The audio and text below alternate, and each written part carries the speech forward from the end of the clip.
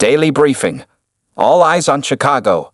Kamala Harris heads to the Democratic National Convention in Chicago this week with momentum and a big opportunity to sway unsure Americans. The latest in ceasefire negotiations between Israel and Hamas. How Disney claims one widower cannot bring a wrongful death lawsuit. Democrats' political center descends on Chicago. The 2024 Democratic National Convention begins Monday in Chicago with President Joe Biden speaking during the opening night of the convention. The convention's first night will pay tribute to the 81-year-old Democratic president, who last month ended his re-election campaign and endorsed Vice President Kamala Harris as the nominee. Harris is expected to use the convention to weave together a personal story told in working-class terms as new polling suggests a new lead for her in Sun Belt states. What Harris needs to do is deliver a message that resonates with a broader electorate beyond the party insiders and activists inside the United Center. Chicago is bracing.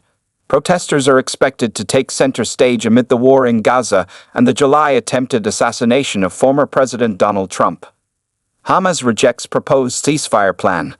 Hamas leaders said no to a proposed ceasefire agreement hammered out in talks last week that had drawn optimism from U.S., Egypt, and Qatar mediators, suggesting a deal could be close.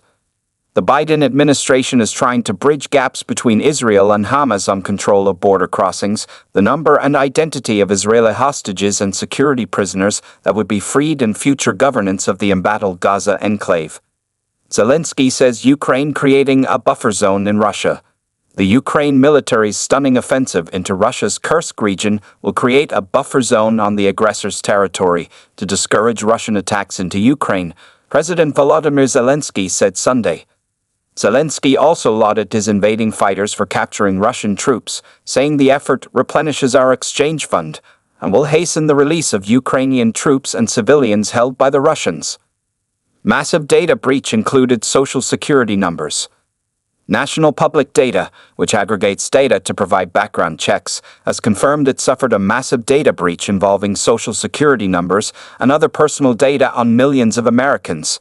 Cybersecurity firm Pentester said it got the data and created a tool you can use to see if your information is in the breach. It shows names, addresses, address histories, and Social Security numbers. You will find it at nep.pentester.com. Disney wrongful death lawsuit highlights danger of fine print.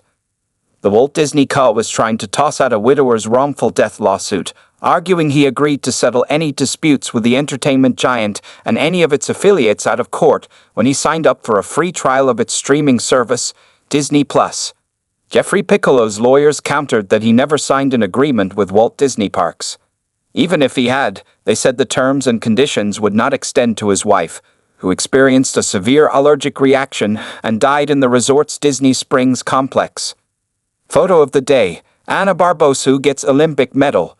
Romanian gymnast Ana Barbosu addressed Jordan Childs as she received her Olympic bronze medal for the floor exercise amid an ongoing scoring controversy.